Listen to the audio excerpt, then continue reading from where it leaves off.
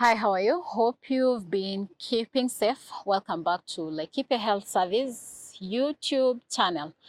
This is a channel where we educate you matters health, keeping you in touch with what is happening in our health sector, and generally informing you about things that you ought to know about your health that are not available elsewhere. So what did I say? Keep in touch with this channel so that you get informed, and with information you are empowered. Today on set I have with me a doctor who is going to inform us, or even educate us. Let me say educators, because most of us are very clueless about this field, the gynecological field. Most of us just hear the word gyna.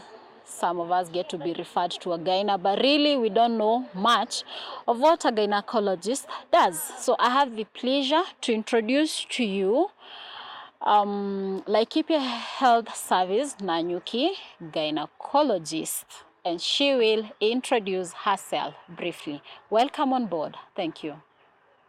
So, hi, how are you, Daktari? I'm fine, thank you. How are you? Fine, thank you. Welcome to Laikipia Health Service YouTube channel. Karibu sana. Tell us your name and what you do. My name is Dr. Frida Odera. I'm an obstetrician gynecologist here at LHS Nanyuki Hospital. Thank you. So, as I have said there before, gynecologist is a term, or a gyna is a term that is mentioned so often. But not many people have an understanding of what a gyna does. So, can you take us through what your work entails? So, a gynecologist is a specialist doctor who treats women from all ages, and the treatment basically centers on their reproductive health. So, a specialist doctor of women reproductive health. Yes. So basically you deal with women issues. Reproductive health issues. Reproductive Remember, women health. have many issues. They can have mental issues, they can have skin issues. So we only look at the reproductive health issues of women. However, we have also started seeing men with their reproductive issues. So we can also address them. Okay. Yes. So it cuts across both men and women, but reproductive. Mainly women, but we can't send men away Okay. if they have reproductive health issues. Okay. Yes. So for how long have you been at LHS Nanyuki? I've been here for 2 years and a few months. Okay. Yes. So for that period, what are the commonly handled cases here? So reproductive health issues cut across, and the cases we see here are mirror the cases we see in the country and also in Africa.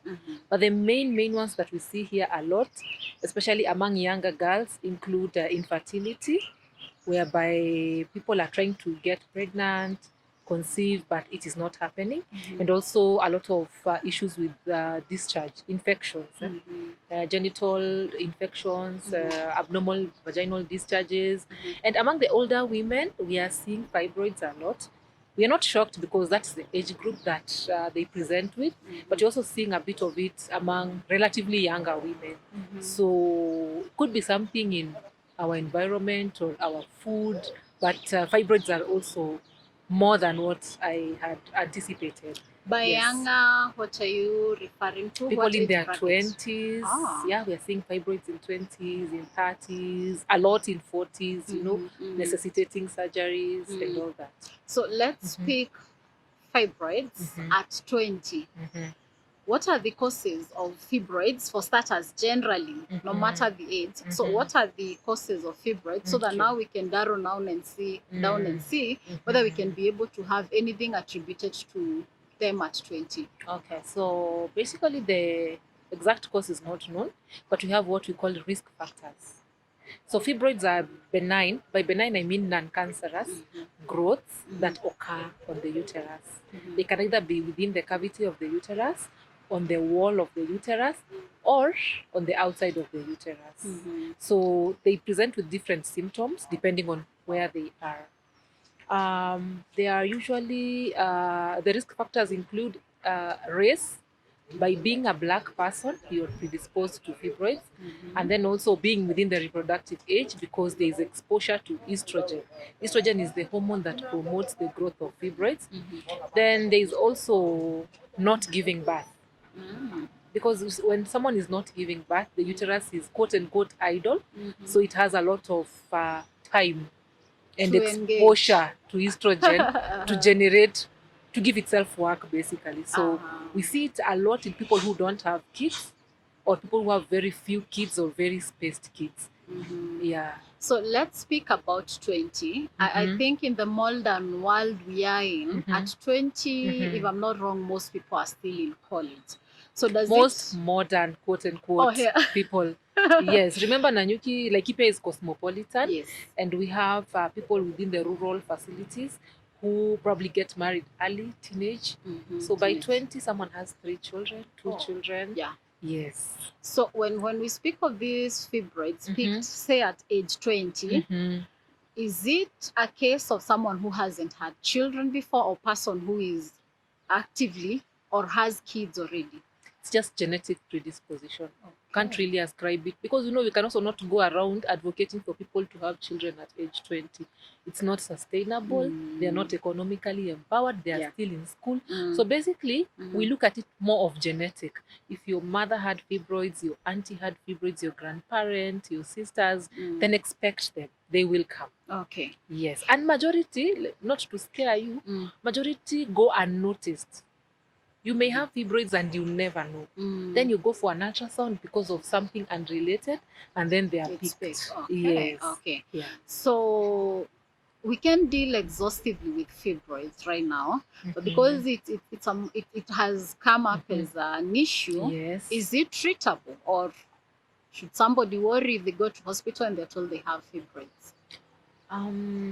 You should worry because it's part of your health, and worry will make you come to us, will help us evaluate you, and then from the assessment of the symptoms and your desires, then we get, by desires I mean your fertility desires, your family plans and all that, we get to know how to address it. So like I said, not all fibroids require surgery. Some are very small and tend not to grow, so they don't cause any disturbance to the person. You just live with them. After menopause, most shrink away because there is no estrogen to support them. Some grow very big and they occupy space. They cause pressure on the surrounding organs. Those ones need to come out because they affect the comfortability of the patient. Some even, people think you're pregnant, it's just a fibroid that is grown. Some cause very heavy periods because they prevent the uterus from contracting appropriately in order to stop a period. So someone is chronically anemic, and when you lose blood, it's not like only uterine, it's blood from your whole body. So this is a person who cannot even work effectively, they are fainting. So it's causing other symptoms. Those ones need to be removed. Some, depending on where they are located, affect fertility. If they are located somewhere they are blocking the tubes, then the person is not able to conceive. Some prevent implantation. You are conceiving, but the conceptus is not finding an appropriate place to burrow and grow. So this person will present with recurrent miscarriages because of fibroids, and once addressed, they become good again. So the symptoms can be spread about. Look at systemic symptoms, the fainting, the anemia, loss of energy, pressure symptoms, the growing stomach, urinary symptoms. Someone wants to pee all the time because the bladder is pressed. And then there is also the pain during sex because it's a mass on the uterus, it keeps moving. There's the heavy bleeding, the heavy periods, and with heavy periods comes the expense of pads and missing maybe work, missing school and all that. On fibroids, there are women out there who have been trying to conceive, and especially matters to do with fertility, they are very sensitive. Yes. And when somebody goes to hospital and they are told it's fibroids, they need a surgery, most are scared. Yes. Some, like I've had instances or cases where they've been told, we can't operate on you to remove these fibroids now until this and this is done. So are those cases common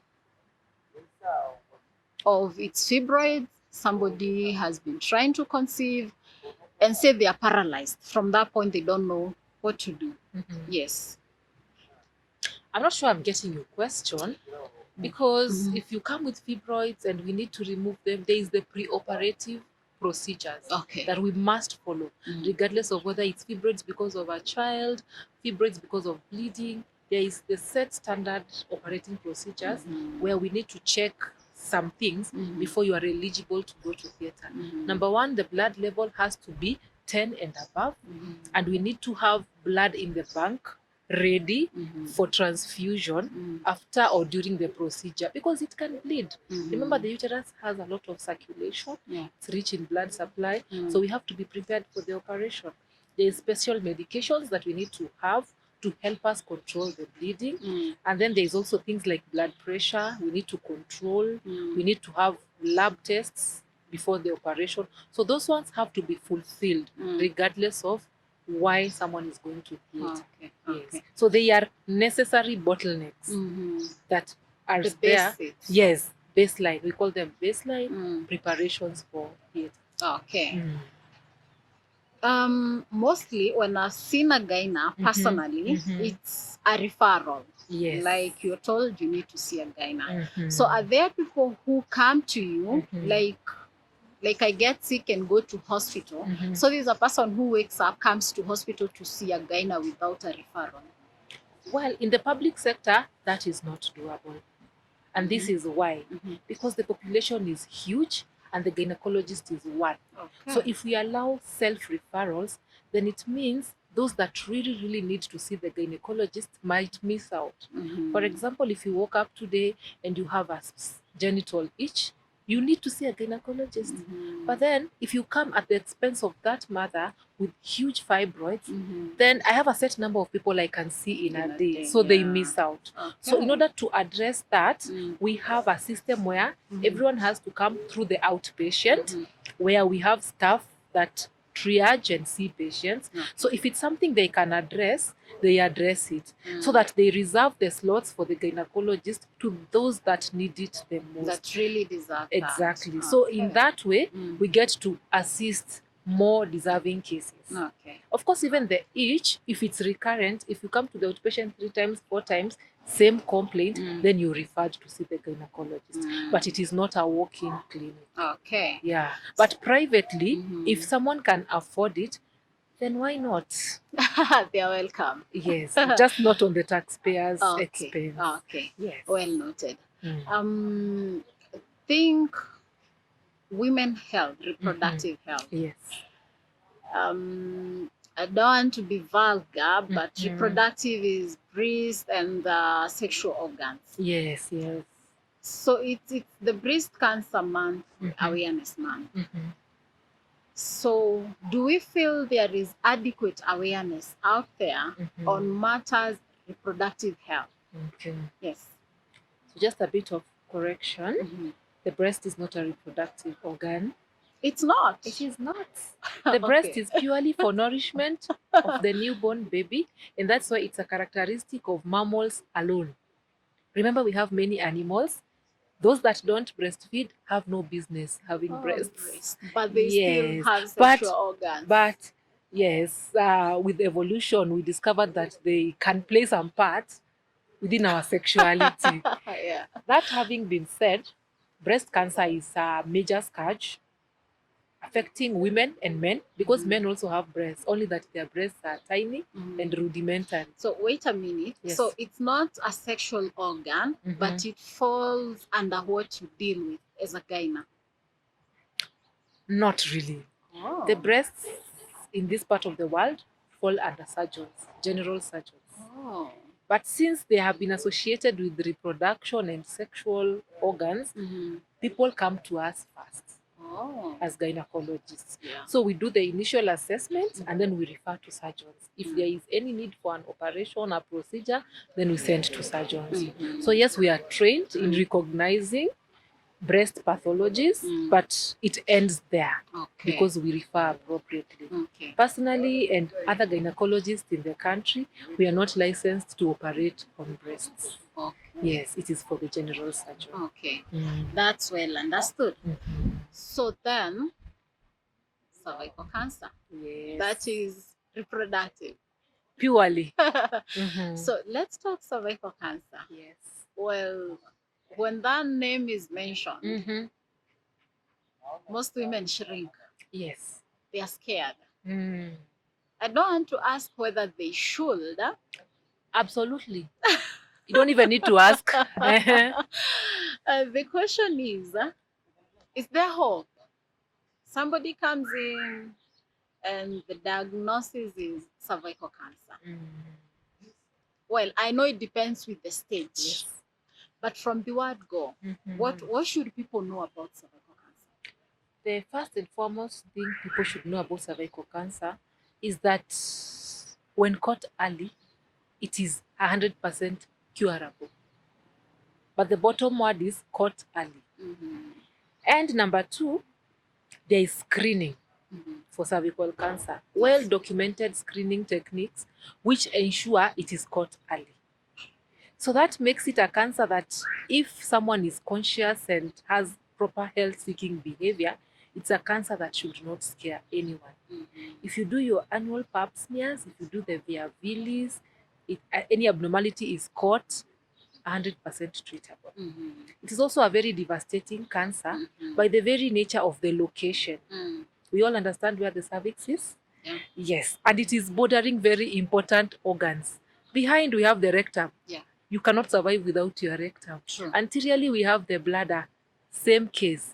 Laterally we have what? Other pelvic organs, and then the bones and the joints of the hip.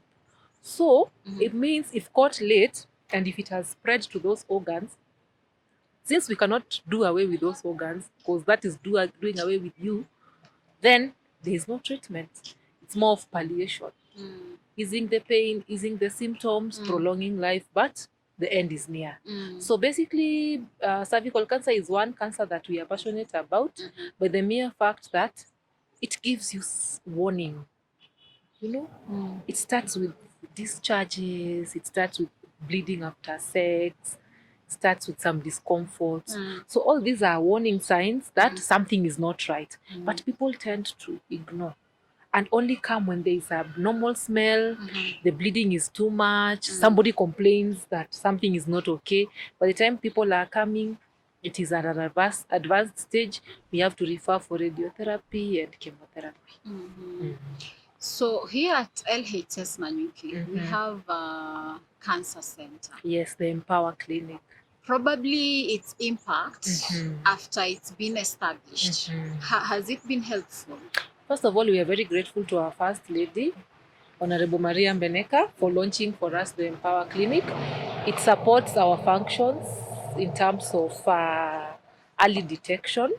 It is a place where patients can walk in, they can be referred, they get to have their via villi done, they get to have the screening done, and then they have appropriate referral now to the gynecologist in case an abnormality is detected.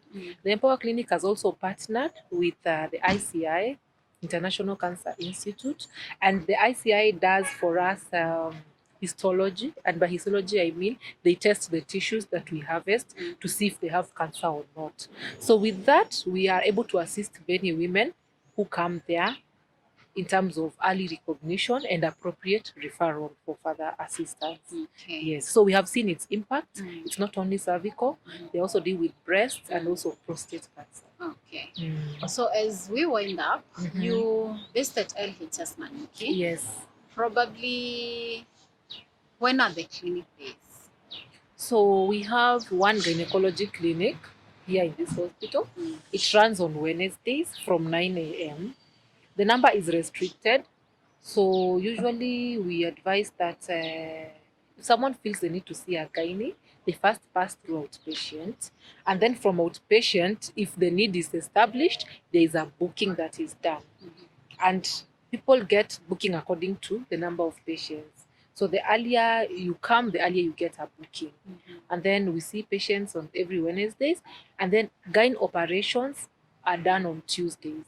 So if someone is seen on Wednesday and there is need for a surgery, we allow ourselves 1 week to do the preparation. Get the funds right, get the blood donors. Some people, they need to arrange the house, who is going to remain there when they're in the hospital, get permission from work, get a letter from NHIF to say they are going to pay for you. So 1 week is usually enough. We don't have any backlog. So it's usually first come, first serve. You come, your funds are okay, your tests are fine. The next earliest booking, you get a procedure. If we find cases we are unable to handle at the level of the hospital, we usually refer to Odera, sometimes even to KU, depending on the complexity of the cases. So probably these bookings, how many people do they take, say, per Wednesday when people come? How many people do you get to see? Every Wednesday, I see 20 patients because I usually sit alone. And from my experience, if I see more than 20, then the others will not get quality service. Remember, when I'm seeing a patient, I want to give them the best. They are picking my brain. So if I see more than 20, the ones who are coming last, they find I'm tired. I also know I may not be keen enough, and that is not my agenda for the clinic. So I only see 20. I see them well. Yes. So gyna is a broad topic that we can talk and talk yes, and talk. gynecology is huge. Yes. Yes. So today I want us to wind up at this juncture, but probably before I close, what would be your rally call to people out there? People just need to be alert to their body. Your body usually tells you a lot. And we have normalized pain, we have normalized abnormal discharges, we have normalized bad smells. So by the time someone else is speaking, probably you've already smelt yourself a month ago. Then now your sister visits and they're like, it is not smelling nice. So people should normalize coming to hospital early. You know, there is no harm in coming and we see and tell you there is nothing, go away. Instead of staying and then it's something that could have been addressed. It has reached a level that now it cannot be addressed. So basically, it's just early recognition. And then people should take advantage of the camps. We have a lot of camps by nurses, the Empower Clinic, where they do things like Via Villi and other screening. Since these are health workers, sometimes they're able to pick even things somebody did not complain about.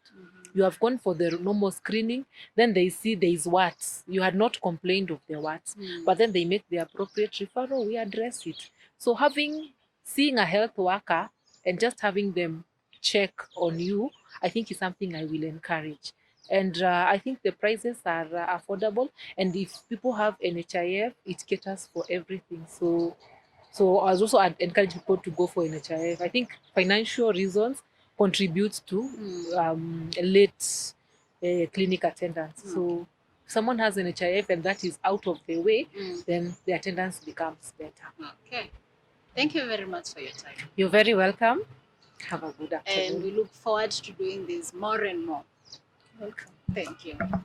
Okay, so that is it from LHS Doctor's Corner this week. We've talked matters gyna. And as you've heard, we need to start taking keen our health and reproductive health for that matter. Most of these illnesses, cervical cancer, which sends, do we say, chills down our spine, when picked up early, they are treatable. And I've heard these over and over again. So you don't have a reason to be caught unawares. You don't have the reason to take your family through the financial turmoil that treating cancer is. As early as now, you notice a thing that has changed in your body. Visit LHS Nanyuki. We have a gynecologist here. You will be booked if need be, and you will be assisted. Till next week, thank you for your time.